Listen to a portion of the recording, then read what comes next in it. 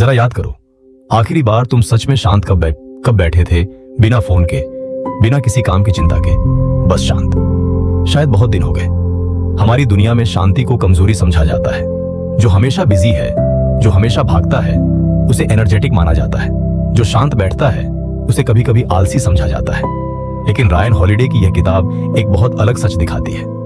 इतिहास के सबसे बड़े लीडर्स सबसे शांत दिमाग वाले लोग थे, ना कि सबसे ज्यादा भागने वाले। अब सोचो, तुम्हारे दिन का सबसे मुश्किल फैसला कब आता है?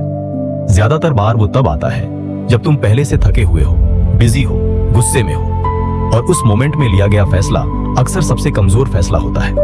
यह किताब कहती है, शांत दिमाग ही सबसे साफ फैसले ले सकता है, क्योंकि शोर में, चाहे वो बाहर का शोर हो या अंदर का, सच कभी साफ नहीं दिखता।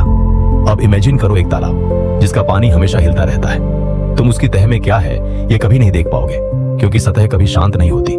लेकिन अगर वही पानी कुछ देर के लिए शांत हो जाए, तुम्हें उसकी तह तक साफ दिखने लगता है। तुम्हारा दिमाग भी वैसा ही है। जब वो हमेशा हिलता रहता है, हमेशा किसी ना किसी चिंता में डूबा रहता है, तुम कभी अपने असली विचार नहीं देख पाते। शांति वो मोमेंट है जब पानी ठहरता है और तुम पहली बार साफ देख पाते हो। अब एक डीप ट्रुथ, ये किताब कहती है, शांति का मतलब कुछ ना करना नहीं है। शांति का मतलब है अंदर से शोर हटाकर सही चीज पर फोकस कर पाना। एक सर्जन ऑपरेशन के बीच में बाहर से शांत दिखता है, लेकिन उसका दिमाग पूरी तरह उस एक काम पर है। कोई डर नहीं, कोई भटकाव नहीं। यही असली शांति है, हलचल के बीच भी एक स्थिर केंद्र। अब इमेजिन करो, दो लोग किसी क्राइसिस में हैं।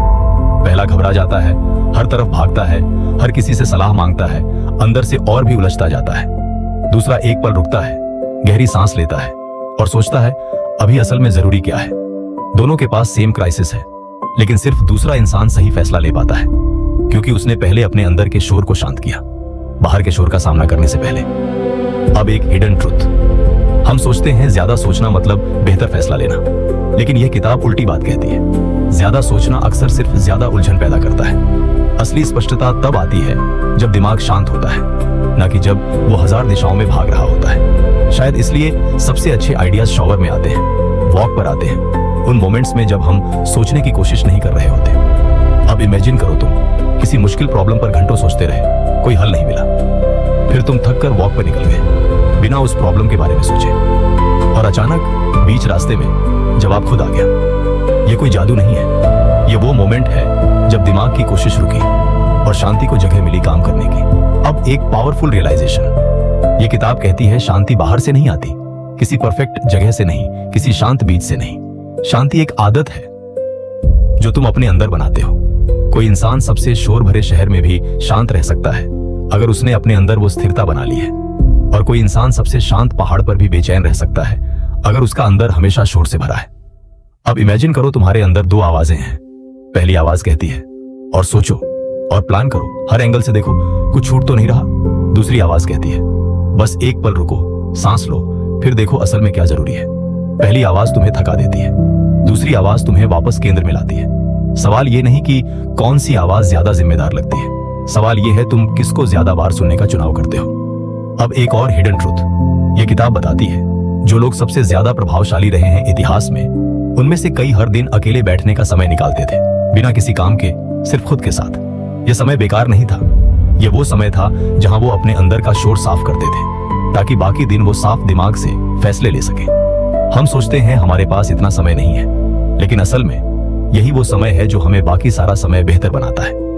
अब इमेजिन करो, तुम रोज सिर्फ 10 मिनट निकालते हो, अकेले, बिना फोन, बिना किसी टारगेट के। शुरुआत में दिमाग बेचैन होगा, खाली समय में कुछ ना करना अनकंफर्टेबल लगेगा, लेकिन धीरे धीरे वो 10 मिनट तुम्हारे दिन का सबसे जरूरी हिस्सा बन जाएंगे, क्योंकि वही 10 मिनट बाकी पूरे दिन को साफ नजर देते हैं। अब एक आखिरी पावरफुल रियलाइजेशन, दुनिया हमेशा ज्यादा शोर मांगती रहेगी, ज्यादा बिजी रहने की, ज्यादा रिएक्ट करने की, ज्यादा भागने की, लेकिन तुम्हारी असली ताकत इसमें नहीं है कि तुम कितना तेज भाग सकते हो।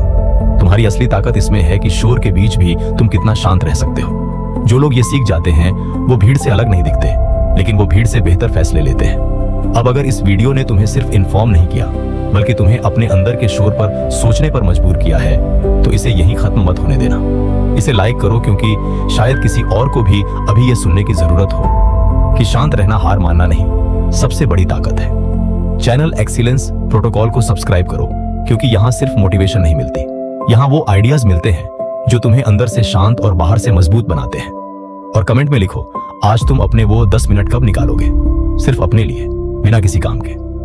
अब आखिरी बात, अगर तुम सच में सीखना चाहते हो कि अंदर की शांति कैसे बनाई जाए, शोर के बीच भी साफ फैसले कैसे लिए जाए और भागने की जगह ठहरने की ताकत कैसे पाई जाए, तो इस किताब को जरूर पढ़ो। लेकिन इसे जल्दी जल्दी मत पढ़ना। यह किताब खुद वही मांगती है जो ये सिखाती है, धीरज और शांति। इसे ऐसे पढ़ना जैसे तुम खुद अपने अंदर वो शांत तालाब ढूंढ रहे हो, क्योंकि आखिर में जो लोग हमेशा भागते रहते हैं वो बहुत दूर पहुंच जाते हैं, लेकिन कभी ठहर कर देख नहीं पाते कि वो कहां पहुंचे हैं। और जो लोग ठहरना सीख जाते हैं वही असल में अपनी मंजिल को महसूस कर पाते हैं।